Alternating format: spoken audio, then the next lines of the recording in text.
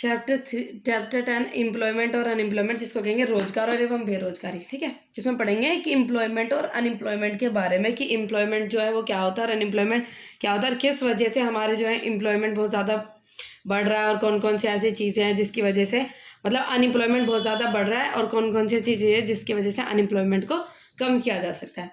तो अनएम्प्लॉयमेंट का मतलब क्या होता है? अनएम्प्लॉयमेंट का मतलब होता है the person is willing and able to do work but not able to get the work. मतलब ये है कि जो पर्सन है वो काम करना चाहता है और वो काम कर सकता है, लेकिन वो काम उसको मिल नहीं रहा, उसको कहते हैं अनएम्प्लॉयमेंट, मतलब उसको कहेंगे बेरोजगारी। जब पर्सन है वो उस चीज़ के लिए कैपेबल भी है, ठीक है, person and willing and capable, sorry इसका नाम यहाँ पाएगा कैपेबल।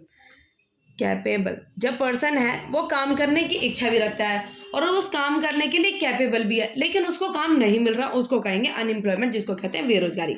अब आ जाते हैं वर्कर। जो वर्कर होते हैं जिसको हम हिंदी में कहते हैं श्रमिक। श्रमिक जो होता है वो कि कौन होते हैं? जो श्रमिक होता है वो कौन होते हैं? श्रमिक वो होते हैं जो कि किसी भी तरीके की एक्टिविटीज में एंगेज होते हैं जो कि आपके जीडीपी को बढ़ाती है। मतलब कोई भी व्यक्ति जब किसी भी तरीके का काम कर रहा हो जो आपकी ग्रोस डोमेस्टिक प्रोडक्ट जो है उसमें वृद्धि करे, उसको हम क्या कहेंगे? वर्कर। ठीक है, फिर आ जाते हैं आपके टाइप्स। जो टाइप्स होते हैं कि कितने तरीके के ये होते हैं। एक होते हैं आपके सेल्फ और एक हायर्ड, जिसको सेल्फ को हम हिंदी में कहेंगे स्वयं नियोजित मजदूर, और हायर्ड को कहेंगे हम भाड़े के मजदूर। ठीक है, स्वयं नियोजित मजदूर होते हैं जिसको कहते हैं सेल्फ वर्कर्स, उनको हम सेल्फ एम्प्लॉयड वर्कर्स वो कहेंगे। जो अपना काम खुद से करते हैं, किसी के ऊपर डिपेंड नहीं रहते, वो होते हैं सेल्फ एम्प्लॉयमेंट वर्कर। जैसे ज़्यादातर आप एग्रीकल्चर में देखो जिसकी खुद की लैंड फील्ड ज़मीन वगैरह खुद की हो, तो उस हिसाब से। फिर हो जाते हैं आपके हायर्ड वर्कर्स। हायर्ड वर्कर वो होते हैं जैसे भाड़े के मजदूर, जिनको बाहर से किसी मतलब हायर्ड वगैरह हम कर लेते हैं बाहर से, मतलब खुद से अपना काम नहीं करना, बाहर से मजदूरों को बुला के अपना काम को घर बनवाने के लिए मिस्त्री को, हाँ ऐसे भाड़े के मजदूर होते हैं। अब भाड़े के मजदूर होते हैं आपके कैजुअल भी होते हैं और रेगुलर भी होते हैं। कैजुअल आपके वो वाले होते हैं जो आपके डेली मतलब डेली वेजेस पे रहते हैं, भाई उनका काम परमानेंट नहीं होता, काम मिल गया तो ठीक है, नहीं मिला तो कोई दिक्कत नहीं, मतलब कोई बात नहीं, डेली के बेसिस पे रहते हैं, डेली इनको अर्निंग मिलती है, डेली के काम के हिसाब से इनको मिलता है। फिर आते हैं रेगुलर वर्कर्स। रेगुलर वर्कर्स वो वाले वर्कर्स होते हैं जो आपके लगातार काम करते हैं और उनकी परमानेंट जो है नौकरी रहती है। फिर आती है आपकी लेबर सप्लाई, कि लेबर सप्लाई क्या होती है, फिर लेबर फोर्स क्या होती है और वर्क फोर्स क्या होती है। लेबर सप्लाई वो होती है आपकी जैसे multiple amount of labour that worker are willing to offer at a particular wage rate. जब यह है कि पर्सन काम करना चाहता है और काम करने के लिए इच्छुक है eight a particular wage rate, उसको मतलब जितने पैसे डिसाइड हुए हैं उतने में वो काम करना चाहता है, उसको कहेंगे हम लेबर सप्लाई। फिर कहेंगे labour force, no number of the person involving work और विलिंग टू वर्क। जो पर्सन है देखो इसमें आएगा wage rate, willing and able to work at a particular wage rate, इसमें आएगा the number of person willing and able to work, बस इतना आएगा। ठीक है, हाँ वे काम करने के लायक है और काम करने ही चाहते हैं। ठीक है, वो आ जाता है इसमें willing and able to, number of person. फिर आ जाता है इसमें वर्क फोर्स। वर्क फोर्स क्या होती है? वर्क जो मतलब एक्चुअली जो काम कर रहे हैं, वर्क फोर्स में आ जाती है जो आपके एक्चुअली जो काम जितने कर रहे हैं। जैसे कहते हैं कि भाई यहाँ पर कितनी वर्क फोर्स है, तो भाई इतने 100 है 200 है, मतलब जितने आपके एक्चुअली काम कर रहे हैं वो आ जाती है आपकी वर्क फोर्स। ठीक है, तो लेबर सप्लाई को हम हिंदी में कहते हैं श्रम आपूर्ति, लेबर फोर्स को कहेंगे हम श्रम बल, और वर्क फोर्स को कहेंगे हम कार्यबल। ठीक है, अब इसमें देखेंगे हम जॉबलेस ग्रोथ क्या होती है, नौकरी रहित समृद्धि। मतलब ये है कि ग्रोथ तो हो रही है हम लोगों की, जैसे जीडीपी वगैरह में ग्रोथ तो हमारी हो रही है, अच्छी खासी ग्रोथ हो रही है, लेकिन जॉबलेस ग्रोथ हो रही है। अभी क्या है कि नौकरी मतलब सारी चीज़ें बढ़ रही है, लेकिन क्या है एम्प्लॉयमेंट जो है वो इतना ज़्यादा नहीं बढ़ रहा, जो पॉपुलेशन है वो काफ़ी ज़्यादा इकट्ठी होती है, उसको कहेंगे हम जॉबलेस ग्रोथ। की ग्रोथ हो रही है लेकिन उससे जितनी भी सारी चीज़ें हो रही है उससे जॉब्स वगैरह उतनी नहीं अवेलेबल हो रही है, और जॉब वगैरह नहीं हो पा रही है, जैसे कि इंडस्ट्रीज़ वगैरह, जैसे मानो इंडस्ट्रीज़ वगैरह हैं बन रही है, लेकिन वो ज़्यादातर या तो मशीनें के ऊपर डिपेंड होंगी, उस वजह से इतने ज़्यादा लोगों को काम जो है वो नहीं मिल रहा। फिर आता है इसमें casualisation of worker. Casualisation of worker का मतलब आता है जो कैजुअल वर्कर्स होते हैं वो ज़्यादातर आपके बढ़ रहे हैं। कैजुअल वर्कर्स को तो हमने क्या बताया था, कैजुअलाइजेशन ऑफ वर्कर्स मतलब कार्यबल का अनियमितीकरण और तथा अनौपचारिकरण। कैजुअलाइजेशन ऑफ वर्कर कार्यबल ही कहेंगे ना। तो कैजुअलाइजेशन ऑफ वर्कर का मतलब होता है अनियमितीकरण, अनियमितीकरण का मतलब, तो अनियमितीकरण का मतलब होता है कि जो ज़्यादातर वर्कर्स हैं वो कैजुअल की तरफ जा रहे हैं, ठीक है। तो इसका हो जाता है कैजुअलाइजेशन ऑफ वर्कर्स, जो आपके जो मतलब कैजुअल और एक हायर्ड होता था, तो हायर्ड की तरफ कम हो रहा है, और जो आपके कैजुअल वर्कर्स थे उनका ज़्यादातर उसमें ग्रोथ हो रही है, उसको कहेंगे हम casualisation of workers. Reverse situation and percentage of casual और hired workers is total 10 to the right. अब इसमें कहेंगे कि जो आपके जो हायर्ड वर्कर्स हो रहे हैं, जो हायर्ड थे वो क्या है, वो कम है, और जो कैजुअल वर्कर्स है वो क्या हो रहे हैं, उनकी परसेंटेज ज़्यादा हो रही है। फिर आ जाता है इनफॉर्मलाइजेशन। इनफॉर्मलाइजेशन का मतलब होता है, एक होता है आपका फॉर्मल सेक्टर, एक होता है इनफॉर्मल सेक्टर्स। फॉर्मल सेक्टर्स में वो आ जाते हैं जैसे आपके गवर्नमेंट एम्प्लॉयज़ हो गए, ठीक है, गवर्नमेंट एम्प्लॉयज़, और जिनका परमानेंट काम हो जाता है ज़्यादातर, जैसे प्राइवेट नौकरी और प्राइवेट वगैरह में जो होते हैं, जबकि आप अच्छी खासी पोस्टिंग पे मैनेजर्स वगैरह हो जाते हैं, वो जाते हैं आपके फॉर्मल, हो जाती है फॉर्मल सेक्टर। फिर हो जाता है इनफॉर्मल सेक्टर। इनफॉर्मल सेक्टर में आपके जैसे कैजुअल वर्कर्स को ले लो, जो इनफॉर्मल और जिनके अच्छे तरीके से रूल्स रेगुलेशन पूरे अच्छे तरीके से फिक्स नहीं रखते, वह जाते हैं आपके इनफॉर्मल्स। इनफॉर्मल वर्कर्स को कहते हैं अनौपचारिक श्रमिक, और फॉर्मल सेक्टर्स को कहते हैं औपचारिक श्रमिक, ठीक है। तो इनफॉर्मलाइजेशन का मतलब है कि परसेंटेज ऑफ इनफॉर्मल, जो percentage of informal sectors are increase, जो आपके ज़्यादातर इनफॉर्मल वर्कर्स हैं जो इनफॉर्मल की तरफ जाते जा रहे हैं, उनका परसेंटेज क्या होता है, जा रहा है, बढ़ता जा रहा है। जो फॉर्मल की तरफ है वो क्या होते जा रहे हैं, कम होते जा रहे हैं। तो इसको कहेंगे informalisation. Percentage of the informal sectors are increase and the percentage of the formal sectors are decreases. अब आ जाता है आपके टाइप्स ऑफ अनएम्प्लॉयमेंट। जो टाइप्स हैं वो कितने तरीके के होते हैं, ठीक है, ठीक है। तो इसमें पढ़ेंगे टाइप्स ऑफ अनएम्प्लॉयमेंट, जो रोजगार है वो कितने तरीके के होते हैं, ठीक है। अब इसमें देखेंगे डिस्गाइज, जो गांव में जो है ज़्यादातर बेरोजगारी किन किन कारणों की वजह से होती है। गांव की बेरोजगारी मतलब ग्रामीण बेरोजगारी किस वजह से होती है। एक आती है डिस्गाइज और एक आती है सीजनल। डिस्गाइज को हिंदी में कहते हैं अदृश्य बेरोजगारी, सीजनल को हम कहते हैं मौसमी बेरोजगारी, ठीक है। तो डिस्गाइज बेरोजगारी क्यों, किस वजह से अदृश्य, वो एग्जाम्पल वही है कि जब एग्रीकल्चर में ज़्यादातर लोगों की ज़रूरत नहीं होती है, लेकिन लिमिट से ज़्यादातर लोग जो उसमें इंगेज होते हैं, और बाकी जैसे लोगों को लगता है कि भाई इतने सारे लोग हैं काम कर रहे हैं, लेकिन वो अननेसेसरी के लोग उसमें इंक्लूडेड रहते हैं। अगर उनको हटा भी दिया जाए तो हमारे प्रोडक्शन के ऊपर कोई भी असर नहीं पड़ेगा, ना वो कम होगी, उसको कहते हैं डिस्गाइज अनएम्प्लॉयमेंट। तो जितने लोग जो थे जैसे उनको हटाया जाए, उसके बाद जो हमारे प्रोडक्शन पे कोई असर नहीं पड़ेगा, तो वो जो लोग निकाले गए थे ना उसको कहते हैं डिस्गाइज अनएम्प्लॉयमेंट, मतलब अदृश्य बेरोजगारी। अदृश्य इसको इसलिए कहा जाता है क्योंकि दिखती नहीं है, लगता है कि ये काम कर रहे हैं, इतने लोग इंक्लूडेड हैं, लेकिन वो बेरोजगारी हैं, ठीक है। फिर आ जाती है सीजनल अनएम्प्लॉयमेंट, जो उसकी मौसमी बेरोजगारी, जो कि गाँवों में होती है। ये दोनों चीज़ें मौसम, चलता है, हाँ, और ज़्यादातर चीज़ें फार्मर्स की जो एग्रीकल्चर के ऊपर डिपेंड करती हैं। तो ये होती है मौसमी बेरोजगारी।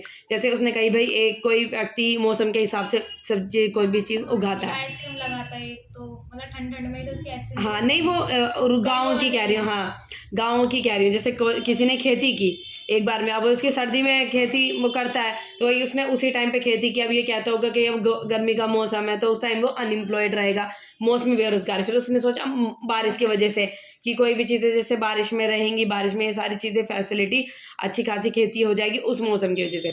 तो जिस टाइम वो अनएम्प्लॉयमेंट बेरोजगार रहता है उसको हम कहते हैं कॉजेज, ये कहते हैं अनएम्प्लॉयमेंट, मतलब उसको कहते हैं सीजनल बेरोजगारी, मतलब सीजनल अनएम्प्लॉयमेंट, मौसमी बेरोजगारी कहा जाता है, ठीक है।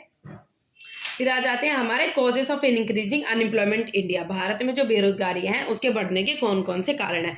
पहला जाता है स्लो इकोनॉमिक ग्रोथ, जो हमारी जो धीमा आर्थिक विकास क्या हो रहा है, बहुत धीमी हो रही है। इकोनॉमिक ग्रोथ क्या हो रही है, हमारी बहुत धीमी हो रही है, ठीक है। दूसरा आ जाता है पॉपुलेशन बहुत ज़्यादा बढ़ रही है, जो जनसंख्या है उसकी बहुत ज़्यादा ग्रोथ हो रही है। जनसंख्या ग्रो होने की वजह से उतनी ज़्यादा, जैसे हम कहते हैं कि रिसोर्सेज इतनी ज़्यादा है नहीं, सप्लाई चीज़ों की इतनी ज़्यादा है नहीं, लेकिन पॉपुलेशन क्या है, वो बहुत ज़्यादा बढ़ रही है। तो उसकी वजह से क्या हो रहा है, हमारी अनएम्प्लॉयमेंट जो है, बेरोजगारी बहुत ज़्यादा बढ़ रही है, पॉपुलेशन ज़्यादा बढ़ने की वजह से। अब पॉपुलेशन ज़्यादा बढ़ रही है, लेकिन इंडस्ट्रीज़ इतनी इंडस्ट्रीज़ बढ़ रही, ना इंडस्ट्रीज़ में इतना काम मिल रहा, तो उसकी वजह से जो परसेंटेज जितना इकट्ठा हुआ उसको कहेंगे बेरोजगार वो है। फिर अच्छा था अंडर डेवलप्ड एग्रीकल्चर, मतलब जैसे एग्रीकल्चर में हम चीज़ें तो इस्तेमाल कर रहे हैं, लेकिन हमने इतनी अच्छी चीज़ें टेक्नोलॉजी इस्तेमाल नहीं की। एग्रीकल्चर हो रहा है, उसमें हमें पता है कि हमारा जो प्राइमरी सेक्टर है, प्राथमिक जो है वो क्या है, हमारा एग्रीकल्चर है, ठीक है। उसमें लोग काम तो कर रहे हैं, लेकिन उसमें इतनी ज़्यादा टेक्नोलॉजी इस्तेमाल नहीं की गई कि जितने लोग उसमें काम करें उसके हिसाब से हमें उतना आउटपुट मिल सके। जितना भाई हम उसमें इनपुट लगा रहे हैं, जितने हमें लोग उसमें लगा रहे हैं, उस हिसाब से हमें प्रोडक्शन मिल कर रहा है, उसको कहते हैं अंडर डेवलप्ड एग्रीकल्चर। एग्रीकल्चर जो है अभी भी अंडर डेवलप्ड है, है अच्छे से डेवलप नहीं हुआ है। फिर आता है डिफेक्टिव एजुकेशन। एजुकेशन सिस्टम जो है बहुत ज़्यादा डिफेक्टिव है। हम क्या पढ़ रहे हैं कि अनएम्प्लॉयमेंट किस वजह से बढ़ रहा है, तो उसका एक कारण है डिफेक्टिव एजुकेशन सिस्टम। हमें जो एजुकेशन जो है इस हिसाब से दी जाती है, जैसे भाई एग्ज़ाम वगैरह पास कर लो 12वीं तक, लेकिन हमारी जो एजुकेशन जो है हम जो ले रहे हैं एजुकेशन, वो प्रैक्टिकली कहाँ पर इम्प्लीमेंट होती है पता नहीं, कि भाई हम किसी भी तरीके का कोई काम कर रहे हैं कहीं पर ये सब चीज़ें नहीं पूछी जाती। तो ये क्या हो जाता है डिफेक्टिव एजुकेशन सिस्टम। जो एजुकेशन सिस्टम है वो इतना ज़्यादा प्रैक्टिकल लाइफ में और जिसको देखे जाए नौकरी, तो इतना ज़्यादा वो क्या कहते हैं इतना है नहीं। जैसे स्किल्स वगैरह इतनी नहीं सिखाई जाती, जैसे बुकिश नॉलेज तो दी जाती है, बाकी चीज़ें सिखाई जाती है, लेकिन जितना प्रैक्टिकल और जितनी स्किल्स बच्चे को दी जानी चाहिए उतनी ज़्यादा भी एजुकेशन हमारा सिस्टम इतना डेवलप नहीं है। फिर आ जाता है इनएडुकेट एम्प्लॉयमेंट प्लानिंग। जो इनएम्प्लॉयमेंट जो हमारे जो एम्प्लॉयमेंट की प्लानिंग है वो क्या है, क्या कहते हैं इनएडुकेट है। जैसे कि एम्प्लॉयमेंट इतने ज़्यादा लोग बढ़ रहे हैं, उसको किस हिसाब से कितना सेक्टर मतलब कितने परसेंटेज जो लोग हैं यहाँ पे काम कर सकते हैं, इस एज के ग्रुप यहाँ पे काम करने चाहिए, इस तरीके से इनएडुकेट प्लानिंग हमारी है। फिर आता है लो कैपिटल फॉर्मेशन। जितना कैपिटल फॉर्मेशन है वो इतना ज़्यादा नहीं हो पा रहा है। फिर आती है लो ग्रोथ ऑफ इंडस्ट्रीज़ की इतनी ज़्यादा ग्रोथ नहीं हो रही जो लोगों को ज़्यादातर काम दे, तो इससे क्या होगा जो है कि अनएम्प्लॉयमेंट का रेट बहुत ज़्यादा बढ़ रहा है। कहता है decrease of cottage and small industry. जो स्मॉल इंडस्ट्रीज़ होती है, स्मॉल इंडस्ट्री मतलब जो छोटी इंडस्ट्रीज़ होती है वो क्या है बहुत इतनी ज़्यादा बढ़ नहीं रही। स्मॉल इंडस्ट्रीज होती है कि भाई जिनको सेटअप करने के लिए इतने ज़्यादा पैसे नहीं लगते, और स्मॉल इंडस्ट्रीज़ के लिए तो आजकल गवर्नमेंट ने भी काफ़ी सारी पॉलिसीज चलाई है। जैसे कोई भी स्मॉल इंडस्ट्रीज़ खोलना चाहता है तो उसके लिए सरकार जो है वो फाइनेंशियली जो लोगों को लोन वगैरह प्रोवाइड करा देती है, तो इसकी भी इतनी ज़्यादा ग्रोथ नहीं हो रही है। तो decrease of the cottage and small industries बहुत कम ग्रोथ जो है ये हो रही है, जिसकी वजह से अनएम्प्लॉयमेंट बहुत ज़्यादा बढ़ रहा है। तब इसमें क्या होगा कि जो हमारे अनएम्प्लॉयमेंट इतना बढ़ रहा था उसकी प्रॉब्लम को हम कैसे सॉल्व कर सकते हैं। अब वही है जो कारण थे, जो प्रॉब्लम्स हमारी जितनी भी प्रॉब्लम्स आ रही थी, जिसको हमने कितने देखे अपने कॉजेज देखे थे, उसको हम ठीक कर देंगे, है ना। अब जैसे हमारी एजुकेशन सिस्टम था, डिफेक्टिव एजुकेशन सिस्टम था, तो उसको रिफॉर्म करने की कोशिश करेंगे कि भाई हमारे एजुकेशन सिस्टम में रिफॉर्म आए और परिवर्तन इसमें आए। हम ज़्यादातर मतलब बुकिश नॉलेज रखने के बजाय हम स्किल्स बेस्ड भी एजुकेशन जो है बच्चे को प्रोवाइड किया जाए। जैसे कि अगर वो कहीं पे पर्टिकुलर जाके जॉब करता है, जैसे आप ज़्यादातर देखेंगे तो ज़्यादातर कंप्यूटर्स वगैरह यूज़ किए जाते हैं, तो इस तरीके के बच्चों को स्किल्स वगैरह दी जाए ताकि ये सारी चीज़ें यूज़ कर सके। और जैसे इंग्लिश वगैरह की लैंग्वेज जैसे स्पेशल क्लासेज इनकी दी जाए। तो कंट्रोल पॉपुलेशन, जो पॉपुलेशन ज़्यादा बढ़ रही थी उसको कंट्रोल करने की कोशिश की जाए, जिसकी वजह से अनएम्प्लॉयमेंट बहुत ज़्यादा बढ़ रहा था। डेवलपमेंट ऑफ एग्रीकल्चर, हमने देखा था अनएम्प्लॉयमेंट इस वजह से भी बढ़ रहा है कि जो एग्रीकल्चर था वो अनडेवलप था। तो डेवलपमेंट और डेवलप्ड ऑफ एग्रीकल्चर, जो एग्रीकल्चर जो है उसमें काफ़ी सारी चीज़ों को नई टेक्नोलॉजी को यूज़ करके डेवलप करने की इसको कोशिश करनी चाहिए। जो आपकी डिस्गाइज और सीजनल अनएम्प्लॉयमेंट बहुत ज़्यादा बढ़ रहा था उसको कंट्रोल करने की कोशिश करनी चाहिए। Encourage of small size enterprises, जो आपके स्मॉल इंडस्ट्रीज हो रही थी, छोटी बेस की जो इंडस्ट्रीज हो रही थी, एंटरप्राइज वगैरह, उनको बढ़ाने की कोशिश की जानी चाहिए। क्योंकि जो स्मॉल साइज इंडस्ट्रीज होती है ना, इसमें इतना ज़्यादा पैसा नहीं लगता, गवर्नमेंट इसकी हेल्प करती है। और जब ये कोई एक एंटरप्राइज बन जाती है तो ये जो भी व्यक्ति इसको खोलता है वो और भी ज़्यादा लोगों को रोजगार दे सकता है, ठीक है। इस वजह से रहता है इम्प्रूवमेंट इन इंफ्रास्ट्रक्चर, जैसे रोड्स वगैरह, रेलवेज वगैरह, ये जो इंफ्रास्ट्रक्चर है इनको भी इम्प्रूवमेंट किया जाए ताकि इससे भी एम्प्लॉयमेंट जो है वो मतलब एम्प्लॉयमेंट बढ़े। तो फिर आता है स्पेशल एम्प्लॉयमेंट प्रोग्राम। जो एम्प्लॉयमेंट प्रोग्राम है वो जैसे सरकार चलाती है, उनके द्वारा और भी स्पेशल एम्प्लॉयमेंट प्रोग्राम चलाए, जैसे लोगों को अवेयरनेस वगैरह जगह कहीं पे काम जैसे दिया जा रहा है तो उस काम के बारे में लोगों को पता चल जाए कि यहाँ पर एम्प्लॉयमेंट वगैरह मिला। मैन पावर प्लानिंग का मतलब है कि जितने लोग हमको पता है कि अनएम्प्लॉयड हैं, कितनी एज ग्रुप के हैं, कौन से व्यक्ति हैं जो किस काम को कर सकते हैं, ठीक है। इस वजह से यहाँ पे जो मैन पावर प्लानिंग है, जैसे अगर ज़्यादातर लोग जो हैं वो जो एडल्ट एज के हैं, जैसे कि ज़्यादातर 25 से 30 तक की उम्र के, 30 से 35 तक की उम्र के ज़्यादातर लोग अनएम्प्लॉयमेंट, तो ये हमारा एक ऐसा सेक्शन हो गया, इस तरीके की पावर हो गई जो बहुत ज़्यादा अच्छा सा काम कर सके और बहुत ज़्यादा हम लोगों को मतलब आउटपुट निकाल कर दे सकते हैं। तो इस जैसे लोगों को और भी ज़्यादा काम के लिए फैसिलिटीज़ देनी चाहिए ताकि ये जो हमारा सेक्शन है ये अनएम्प्लॉयड रहे, इनके पावर्स का यूज़ करना चाहिए। फिर आते हैं प्रोग्राम्स फॉर द एम्प्लॉयमेंट के लिए गवर्नमेंट के द्वारा चलाए गए कौन कौन से प्रोग्राम है। फिर आ जाता है मनरेगा जो होता है, जो आपका 2005 में चलाया गया था, जिसको 100 डेज गारंटीड वर्क जो कहेंगे, जैसे 100 दिन का जो काम सरकार के द्वारा दी जाता है। अगर 15 दिन के अंदर काम सरकार नहीं देती है तो उसके बाद भी काम ना करने के बजाय भी वो पैसे उनको देती है।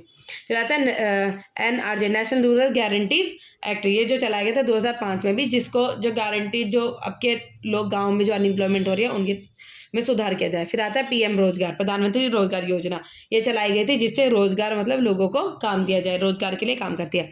फिर कहते हैं गवर्नमेंट हेल्प, गवर्नमेंट 2 तरीके से हेल्प कर सकती है जो लोगों की रोजगारी बढ़ाने में, एक डायरेक्टली और इनडायरेक्टली। डायरेक्टली ऐसे कर सकती है लोगों को जॉब्स प्रोवाइड करके, जैसे डायरेक्टली जॉब्स वगैरह दे दे लोगों को, जिससे कि अनएम्प्लॉयमेंट बहुत ज़्यादा बढ़ रहा है वो कम हो जाए।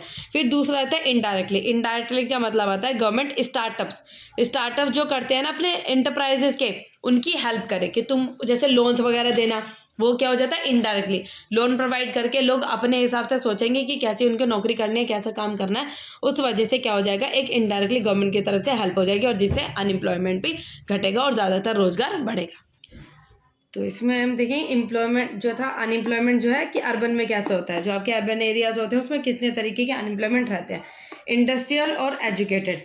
इंडस्ट्रियल एम्प्लॉयमेंट ऐसा होता है जैसे कि आपकी इंडस्ट्रीज वगैरह सेटअप हो रही है, लेकिन उसमें जितने व्यक्ति हैं वो जो काम करना चाहते हैं लेकिन उनको काम नहीं मिल रहा, जो वो हो जाती है आपकी इंडस्ट्रियल अनएम्प्लॉयमेंट, जिसको कहते हैं आपकी औद्योगिक बेरोजगारी। उस वजह से आपकी इंडस्ट्रीज की अनएम्प्लॉयमेंट बहुत ज़्यादा बढ़ रही है, ठीक है, वो हो जाती है आपकी इंडस्ट्रियल एम्प्लॉयमेंट। फिर आ जाता है एजुकेटेड एम्प्लॉयमेंट, वही है कि जो आपकी जो पढ़ाई जो कराई जाती है वो जॉब ओरिएंटेड नहीं हो जाती, सिर्फ वोकेशनल नॉलेज दी जाती है। ऐसे नहीं कि जैसे व्यक्ति अगर एजुकेटेड कर रहा है, ग्रेजुएशन ले रहा है, 12th पास कर रहा है, तो उस वजह से बाद में उसको इस हिसाब से कैपेसिटी या कैपेबिलिटीज हो जाए कि वो नौकरी वगैरह जो कर सके या फिर खुद का काम ऐसे मतलब नौकरी वगैरह कर सके, इस हिसाब से नॉलेज नहीं दी जाती है। क्यों?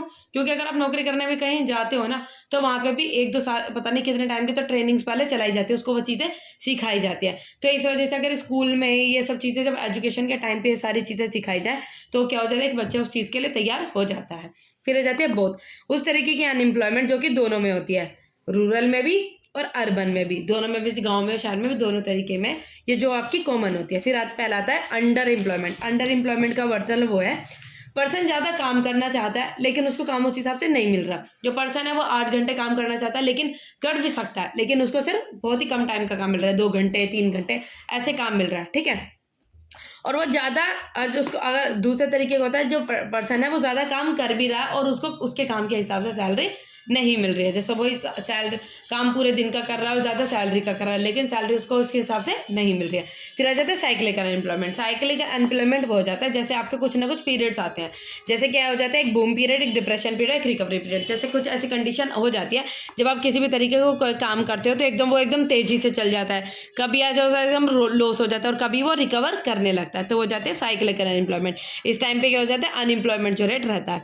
फिर आता है फ्रिक्शनल एम्प्लॉयमेंट। फ्रिक्शनल एम्प्लॉयमेंट वो हो जाती है जो टाइम रहता है, जैसे आप किसी एक नौकरी को करके दूसरी नौकरी, जैसे आपने एक नौकरी छोड़ दी, उसके बाद आप कहीं जब दूसरी नौकरी पे जाके लगोगे तो उसके बीच का जो गैप होता है ना, उसको हम कहते हैं फ्रिक्शनल एम्प्लॉयमेंट। जो आप उसको टाइम लगाते हो दूसरी नौकरी को ढूंढने के लिए, उसको कहते हैं फ्रिक्शनल एम्प्लॉयमेंट। फिर आ जाते हैं स्ट्रक्चरल एम्प्लॉयमेंट। स्ट्रक्चरल एम्प्लॉयमेंट वो हो जाती है जहाँ पर डिमांड और सप्लाई उतनी नहीं, डिमांड है जो नौकरी की वो बहुत ज़्यादा है लेकिन सप्लाई जो है वो बहुत ज़्यादा कम है। जैसे मान लो कि और डिमांड सप्लाई का भी, और जैसे डिमांड है, जैसे किसी व्यक्ति को इस पर्टिकुलर चीज़ की नौकरी चाहिए लेकिन सप्लाई किसी और नौकरियों की हो रही है, जैसे ये इसको चाहिए, ये जो डिमांड है वो किन लोग, डिमांड ज़्यादातर उन लोगों की जग रही है जैसे 40 से ज़्यादा लोग बहुत ज़्यादा हैं, इनको नौकरी चाहिए 40 या 35 से ज़्यादा, लेकिन सप्लाई मतलब डिमांड जो क्या नहीं, सप्लाई इतनी एज ग्रुप की हो रही है लेकिन डिमांड किसी एज ग्रुप की है आपके 25 से लेके 30-35 तक की, इतने तक की ग्रुप की है। और ज़्यादा कोई आपको चाहिए कि फिजिकल का काम करे लेकिन डिमांड किसकी ज़्यादा है, जो दिमाग का काम करे, इस हिसाब से है ना, कि भाई डिमांड जिस हिसाब से लेबर्स किया उस हिसाब से उतनी उनकी सप्लाई है नहीं, ठीक है। उसकी वजह से जो अनएम्प्लॉयमेंट हो जाता है वो हो जाता है स्ट्रक्चरल अनएम्प्लॉयमेंट। तो ये कंप्लीट।